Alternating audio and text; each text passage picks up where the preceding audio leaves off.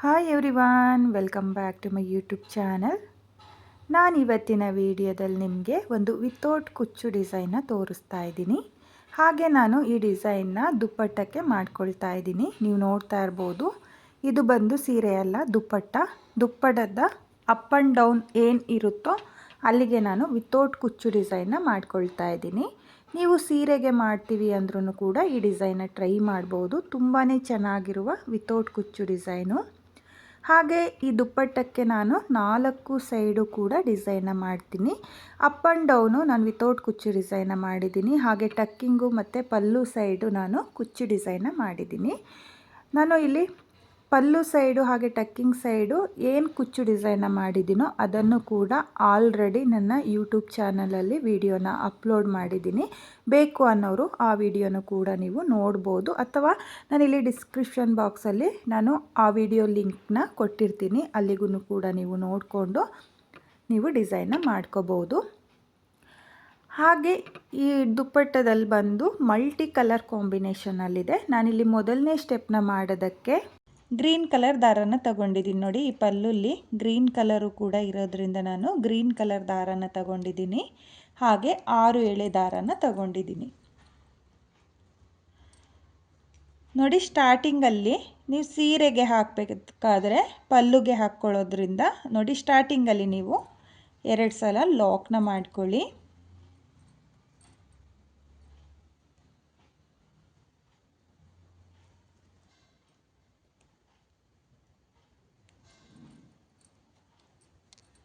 ನೋಡಿ, 2 ಸಲ ಲಾಕ್ನ ಮಾಡಿ ಆದಮೇಲೆ 1 2 3 4 5 ನೋಡಿ, ನಾನಿಲ್ಲಿ 5 ಚೈನ್ನ ಹಾಕಿಬಿಟ್ಟು ಎಲ್ಲಿಗೆ ಬರುತ್ತೋ ಅಲ್ಲಿಗೆ ಸ್ಟ್ರೈಟಾಗಿಟ್ಟು ಲಾಕ್ನ ಮಾಡ್ಕೊಳ್ತಾ ಇದ್ದೀನಿ.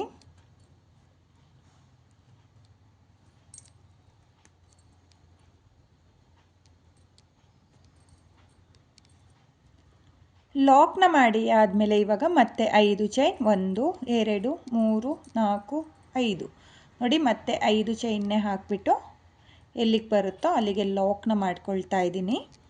ಹಾಗೆ ನಾನು ದುಪ್ಪಟ್ಟೆಗೆ ಜಿಗ್ಜಾಗ್ ಕೂಡ ಮಾಡಿಸಿದ್ದೀನಿ. ಜಿಗ್ಜಾಗ್ ಮಾಡಿಸಿರೋದ್ರಿಂದ ನೀಟಾಗಿ ಬರುತ್ತೆ ಅಂತ ಹೇಳ್ಬಿಟ್ಟು ನೋಡಿ, ಈ ರೀತಿಯಾಗಿ ಜಿಗ್ಜಾಗ್ ಮಾಡಿಸಿದ್ದೀನಿ.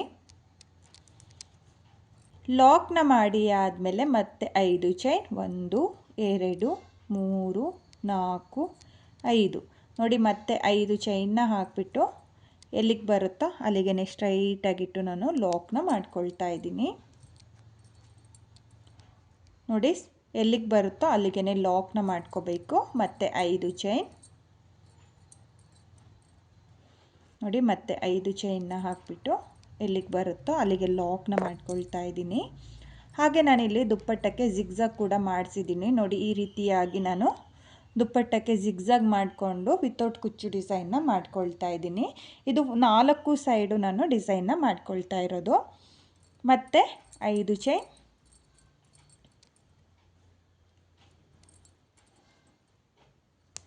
5 ಚೈನ್ನ ಹಾಕಿಬಿಟ್ಟು ಲಾಕ್ನ ಮಾಡ್ಕೊಳ್ತಾ ಇದ್ದೀನಿ. ನಾನಿಲ್ಲಿ ಫುಲ್ ದುಪ್ಪಟ್ಟಕ್ಕೆ 5 ಚೈನ್ಗಳನ್ನೇ ಹಾಕ್ಕೊಂಡು ಲಾಕ್ಗಳನ್ನ ಮಾಡ್ಕೊಳ್ತಾ ಹೋಗ್ತೀನಿ.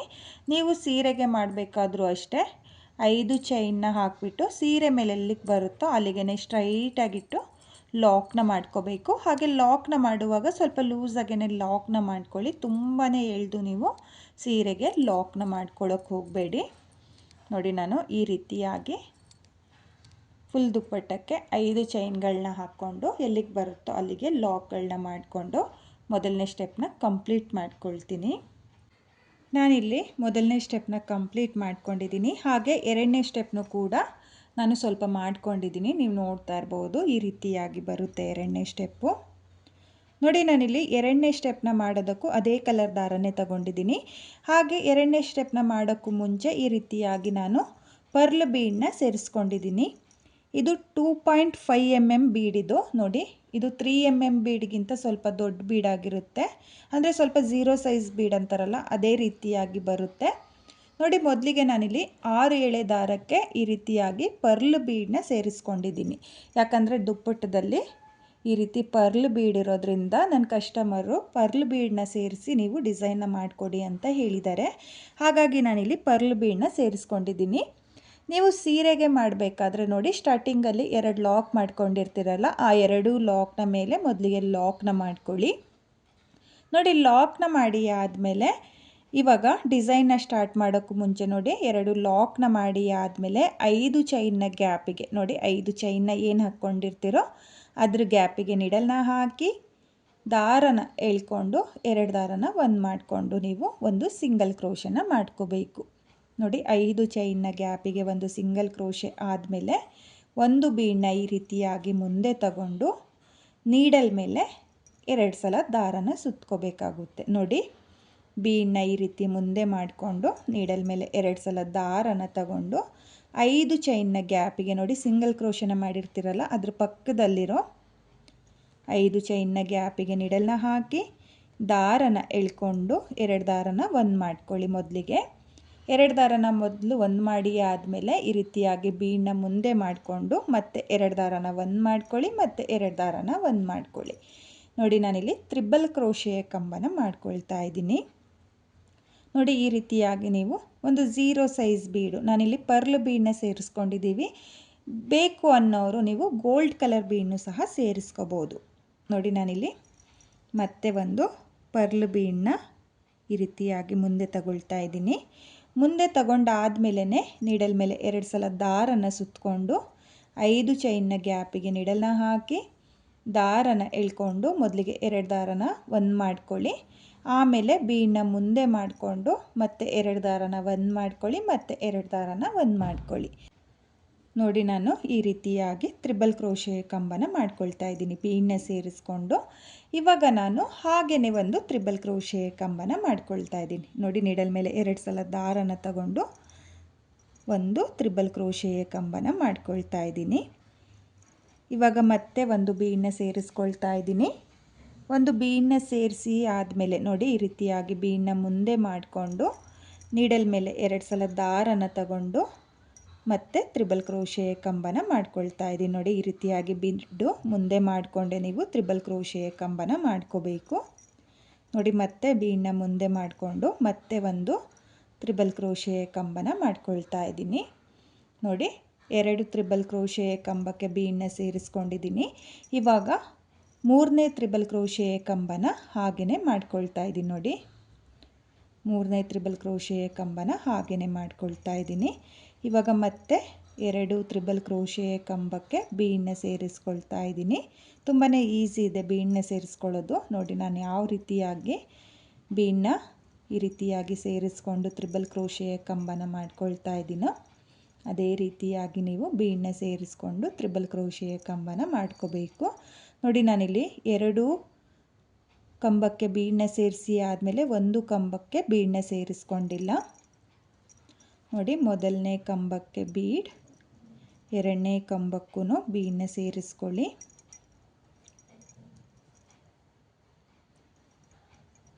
ಮೂರನೇ ಕಂಬನ ಹಾಗೆಯೇ ಮಾಡ್ಕೊಳ್ಳಿ. ನೋಡಿ 3ನೇ ಕಂಬಕ್ಕೆ ನಾನು ಬೀಡನ್ನ ಸೇರಿಸ್ಕೊಳ್ತಾ ಇಲ್ಲ. ನೋಡಿ ಈ ರೀತಿಯಾಗಿ ನೀವು ತ್ರಿಬಲ್ ಕ್ರೋಶೆಯ ಕಂಬನ ಮಾಡ್ಕೋಬೇಕು. ನೋಡಿ ಮತ್ತೆ ತ್ರಿಬಲ್ ಕ್ರೋಶೆಯ ಕಂಬನ ಮಾಡ್ಕೊಳ್ತಾ ಇದ್ದೀನಿ. ಎಲ್ಲ ಕಂಬಕ್ಕೂ ಬೀಡನ್ನ ಸೇರಿಸ್ಕೊಳ್ತೀನಿ ಅಂದರೆ ಬೀಡು ಮೇಲೆ ಕೆಳಗಡೆ ಆಗುತ್ತೆ. ಹಾಗಾಗಿ ನಾನಿಲ್ಲಿ 2 ಕಂಬಕ್ಕೆ ಬೀಡು, 1 ಕಂಬಕ್ಕೆ ಬೀಡನ್ನ ಸೇರಿಸ್ಕೊಳ್ತಾ ಇಲ್ಲ. ನೋಡಿ ಒಟ್ಟು ನಾನಿಲ್ಲಿ 14 ತ್ರಿಬಲ್ ಕ್ರೋಶೆಯ ಕಂಬನ ಮಾಡ್ಕೊಂಡಿದ್ದೀನಿ. ನೋಡ್ತಾ ಇರ್ಬೋದು 10 ತ್ರಿಬಲ್ ಕ್ರೋಶೆಯ ಕಂಬಕ್ಕೆ ಬೀಡನ್ನ ಸೇರಿಸ್ಕೊಂಡಿದ್ದೀನಿ, 4 ತ್ರಿಬಲ್ ಕ್ರೋಶೆಯ ಕಂಬಕ್ಕೆ ಬೀಡನ್ನ ಸೇರಿಸ್ಕೊಂಡಿಲ್ಲ.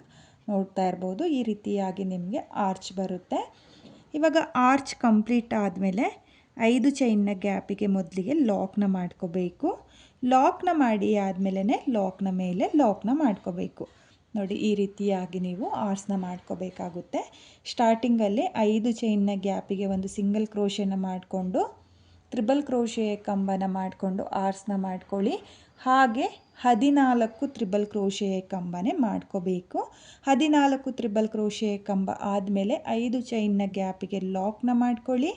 ಲಾಕ್ನ ಮಾಡಿ ಆದಮೇಲೆ ಮತ್ತೆ ಲಾಕ್ನ ಮಾಡ್ಕೋಬೇಕು.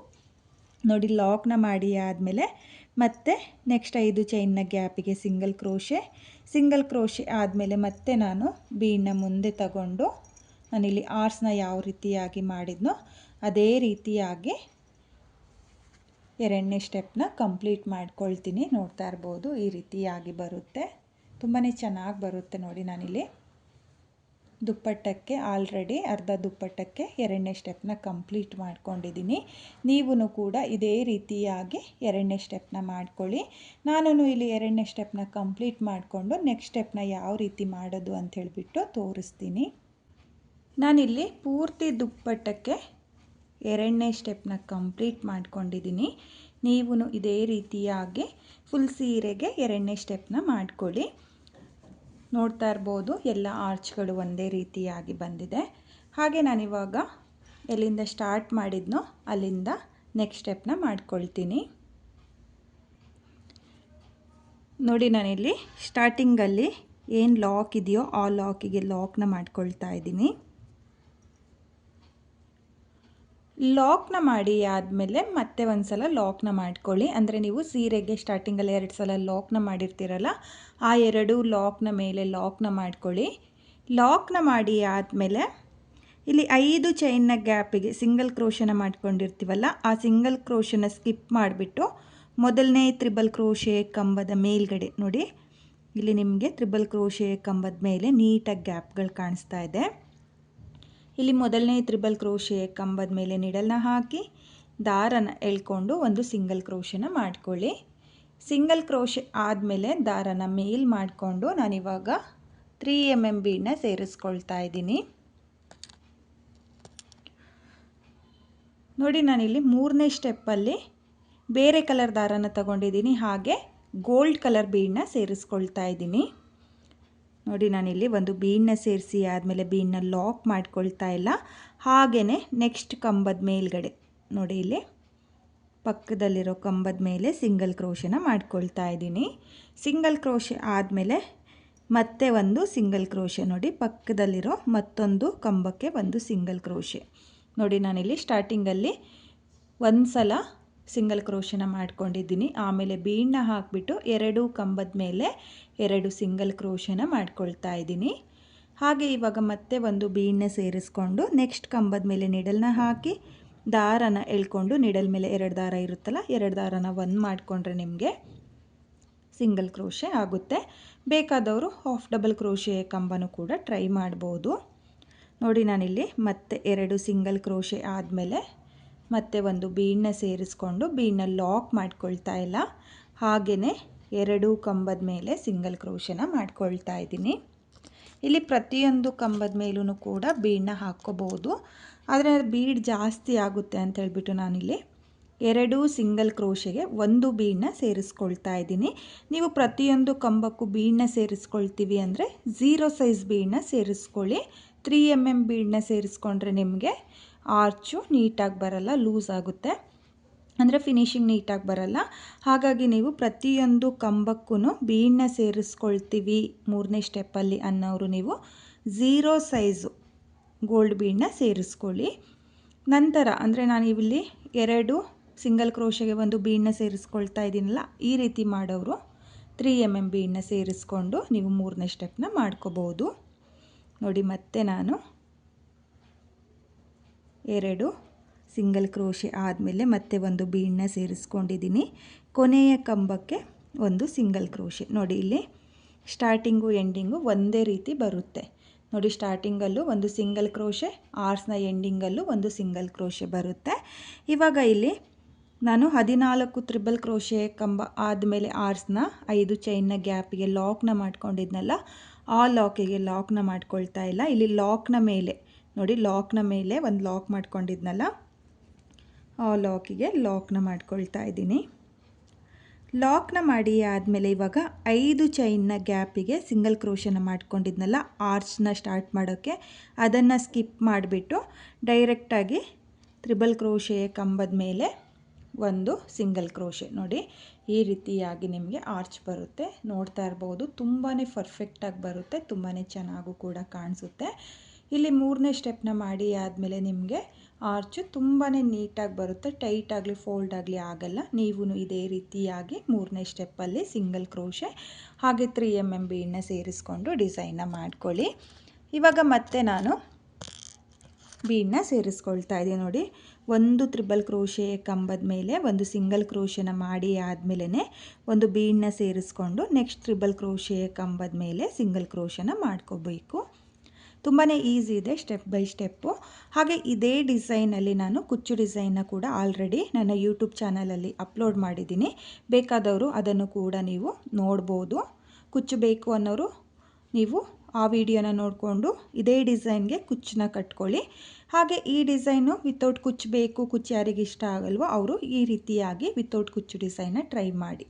ನೋಡಿ, ನಾನಿಲ್ಲಿ ಮತ್ತೆ 2 ಸಿಂಗಲ್ ಕ್ರೋಶೆ ಆದಮೇಲೆ ಬೀಡನ್ನ ಸೇರಿಸ್ಕೊಳ್ತಾ ಇದ್ದೀನಿ.